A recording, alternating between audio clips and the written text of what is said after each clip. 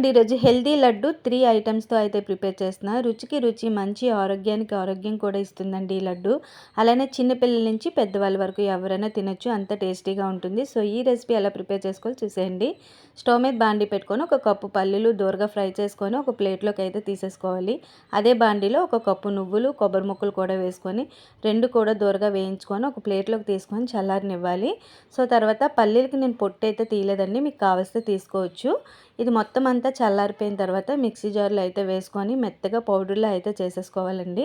ఎంత మెత్తగా వీలైతే అంత మెత్తగా పౌడర్‌లా చేసుకొని ఒక ప్లేట్‌లోకి అయితే వేసుకోవాలి. తర్వాత కప్పున్నర బెల్లం అయితే వేసుకుంటున్నానండి నేను ఇందులోకి. కరెక్ట్‌గా సరిపోతుందన్నమాట. అందులో ఒక స్పూన్ నెయ్యి వేశాను. ఎందుకోసమంటే లడ్డూలా వస్తుందని.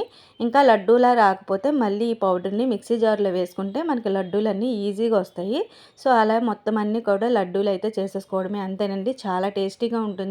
ఒకసారి అయితే ట్రై చేయండి. రోజుకొకటి చొప్పున తింటే ఎంత ఆరోగ్యంగా ఉంటారో. ఈ వీడియో నచ్చితే లైక్ చేసి సబ్స్క్రైబ్ చేసుకొని సపోర్ట్ చేయండి. బాయ్ అండి.